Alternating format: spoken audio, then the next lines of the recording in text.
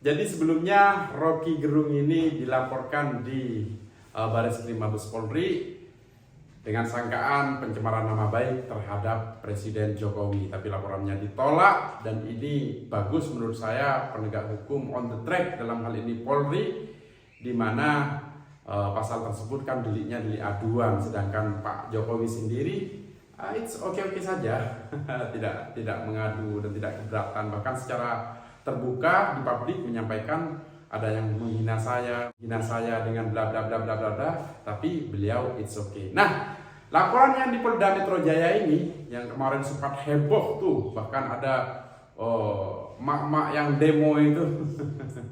Nah, menurut saya pribadi laporan tersebut error in persona atau salah orang dan tidak tepat unsur-unsurnya, menurut saya tidak tepat pada Rocky Gerung, sehingga saya yakin nanti Rocky Gerung bebas dari pasal yang disangkakan ini.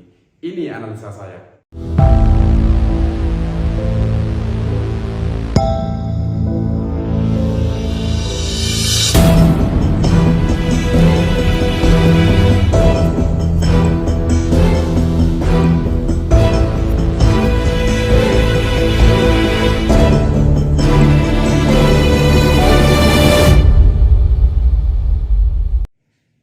Assalamualaikum warahmatullahi wabarakatuh. Allahumma shalli ala sayyidina Muhammad al-fatih lima ulik wal khatimi lima sabaq nasiril haq bil haq wal hadi ila siratikal mustaqim wa ala alihi haqq qadrihi wa miqdarihi al-azim, amma ba'du.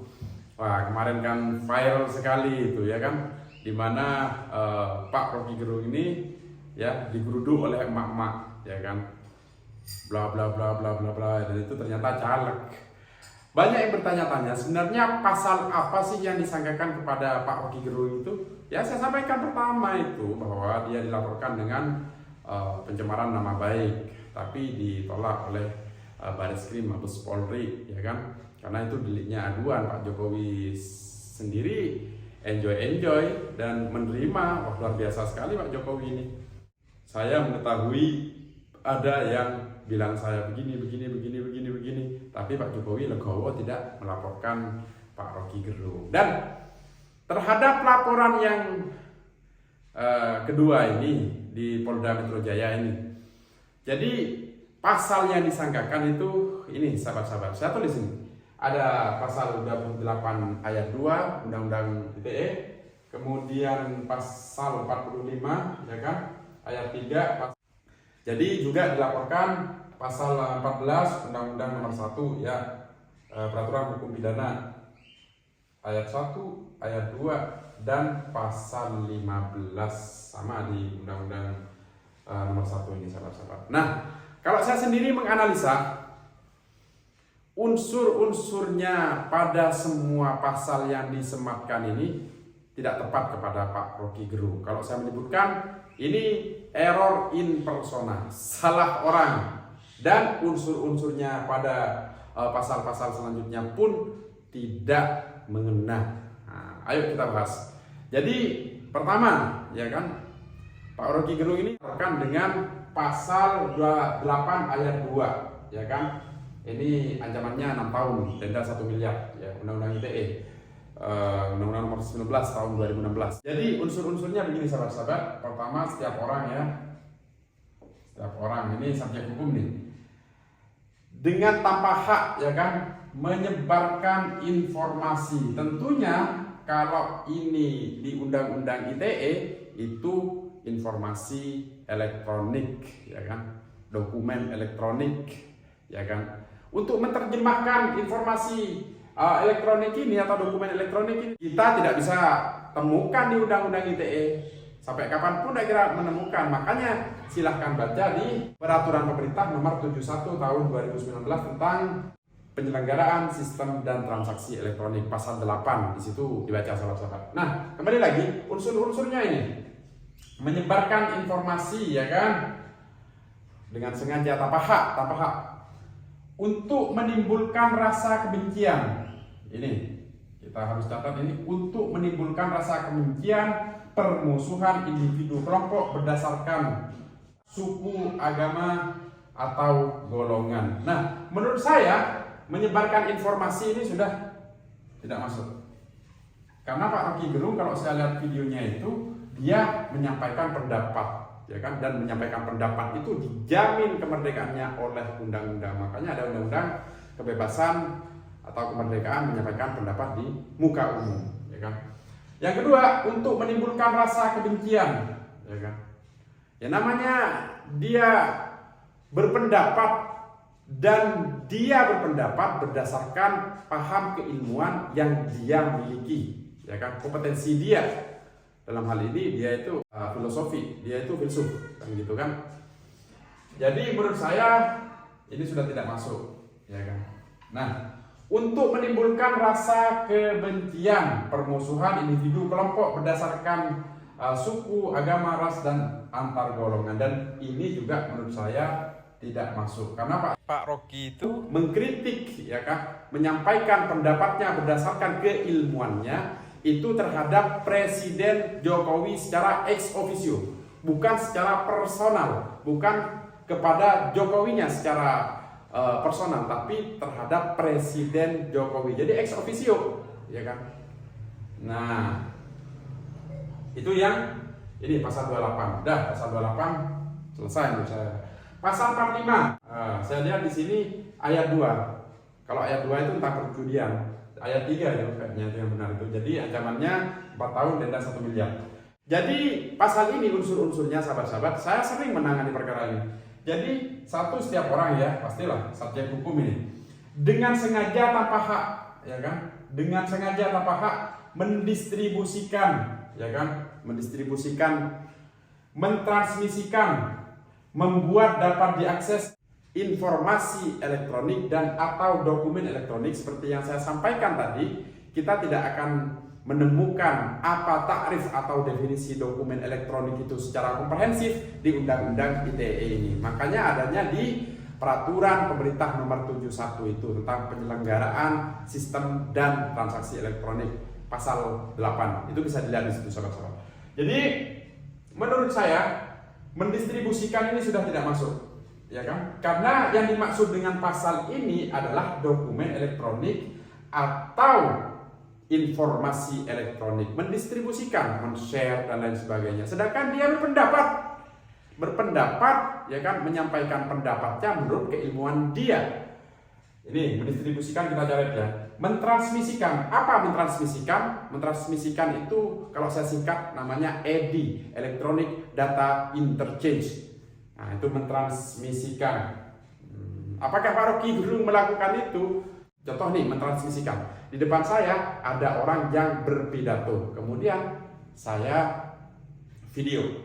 Ya, proses memvideo dari objek nyata itu kemudian masuk ke dalam handphone itu namanya electronic data interchange, sahabat-sahabat. Ya kan? Itu namanya transmisi, ya kan? Apakah Pak Rocky Gerung melakukan itu? No. Jadi menurut saya mentransmisikan ini sudah tidak terpenuhi. Kemudian membuat dapat diakses, ya kan? Membuat dapat diakses. Kembali lagi, ini mendistribusikan, mentransmisikan, membuat dapat diakses ini yang dimaksud adalah dokumen elektronik atau informasi elektronik. Apakah ada pendapat elektronik? Tidak ada, ya kan? Jika unsur-unsur ini terpenuhi ya kan, terhadap penghinaan terhadap presiden itu, maka siapa harusnya yang dilaporkan? Ya yang share, ya memvideo, ya kan, yang memviralkan, kemudian yang membuat dapat diakses channel YouTube, entah berita, entah apa, itu harusnya kan begitu kalau kita berbicaranya Undang-Undang ITE begitu. Jadi pasal ini tidak relevan dan unsur-unsurnya tidak masuk menurut saya terhadap Rocky Gerung yang menyampaikan pendapat itu. Jadi dari sini aja tidak usah dilanjutkan pembacaan pasalnya, ya kan? Informasi elektronik atau dokumen elektronik yang bermuatan penghinaan atau pencemaran nama baik, ya kan? Dari sini udah tidak usah diteruskan ini, udah tidak usah diteruskan, unsur-unsurnya sudah tidak masuk. Nah, itu kalau dalam tinjauan Undang-Undang Informasi Transaksi Elektronik, sahabat-sahabat. Nah, kemudian pasal selanjutnya Jadi laporan itu menggunakan pasal 14 Undang-Undang Nomor 1 Tahun 1946 tentang Peraturan Hukum Pidana. Jadi di pasal 1 ini unsurnya ya, menyiarkan berita bohong dan dengan sengaja menerbitkan keonaran di kalangan masyarakat. 10 tahun ancamannya, sahabat-sahabat. Jadi di sini bahasanya menyiarkan ya, klausulnya menyiarkan ya kan, pemberitaan bohong. Kan saya sudah sampaikan tadi itu pendapat ya kan, pendapat Rocky Gerung berdasarkan keilmuannya, dan menurut saya ini juga sudah tidak masuk ini. Dengan sengaja menerbitkan keonaran. Mana ada onar? Ya kan? Tak ada keonaran. Jadi unsur yang pertama saja menurut saya ini sudah tidak masuk atau gugur, maka selanjutnya jelaslah tidak perlu kita bahas. Kemudian di ayat 2, barang siapa menyiarkan suatu berita, ya kan, mengeluarkan pemberitaan sedangkan patut ia menyangka pemberitaan tersebut pemberitaan bohong. Saya sampaikan sekali lagi, Rocky Gerung menyampaikan pendapatnya berdasarkan keilmuannya dan analisanya secara komprehensif. Jadi pasal ini saya juga tidak layak disematkan kepada itu. Nah, kemudian pasal 15 di undang-undang yang sama. Saya catat di sini unsur-unsurnya ya. Menyiarkan nih klausulnya. Apakah Rocky Gerung menyiarkan? Tanda tanya. Yang kedua, kabar yang tidak pasti, ya kan? Rocky Gerung yang saya sampaikan menyampaikan pendapat berdasarkan keilmuannya dan ia bertanggung jawab atas itu. Kemudian kabar yang berlebihan, ya kan? Lagi-lagi kabar, di sini kabar, ya kan? Sedangkan Rocky Gerung menyampaikan pendapat, tidak usah dilanjutkan, menurut saya ini sudah gugur, sahabat-sahabat. Jadi kabar itu tidak lengkap, kemudian akan mudah menerbitkan keonaran, ya kan, di kalangan rakyat. Itu unsurnya. Ini juga tidak terpenuhi menurut saya pribadi dan analisa saya dan pengalaman saya selama beberapa kali menangani kasus dengan pasal per pasal dalam Undang-Undang Informasi dan Transaksi Elektronik ini. Jadi saya hatam sekali kalau Undang-Undang ITE ini, sahabat-sahabat. Jadi kesimpulannya adalah, ya, menurut saya kesimpulannya adalah yang pertama, laporan terhadap Rocky Gerung itu harus ditolak.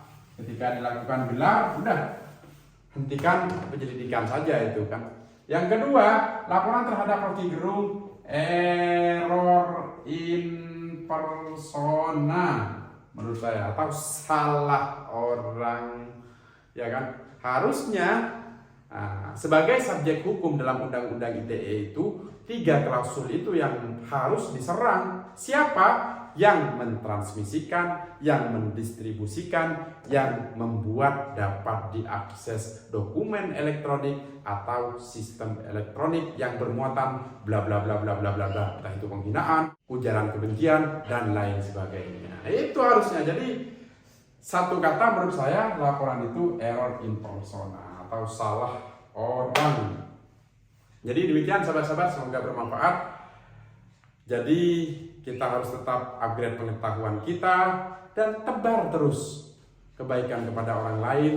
Dan jangan lupa, setiap kita melangkah, berpikir dan berbicara harus berdasarkan dengan ilmu pengetahuan yang dapat dipertanggungjawabkan dunia dan di akhirat. Karena kita tidak akan hidup di dunia ini saja, tapi kelak di akhirat. Carilah bekal ilmu dan taburkan kebaikan sebanyak-banyaknya. Demikian sahabat-sahabat, aku qauli hadza wa astaghfirullah li wa lakum. Allahumma shalli ala sayyidina Muhammad al-fatih lima ulim wal khatim lima sabaq nasiril haqq bil haqq wal hadi ila siratikal mustaqim wa ala alihi haqqa qadrihi wa miqdaril azim. Assalamualaikum warahmatullahi wabarakatuh. Pahami hukum, jauhi hukuman.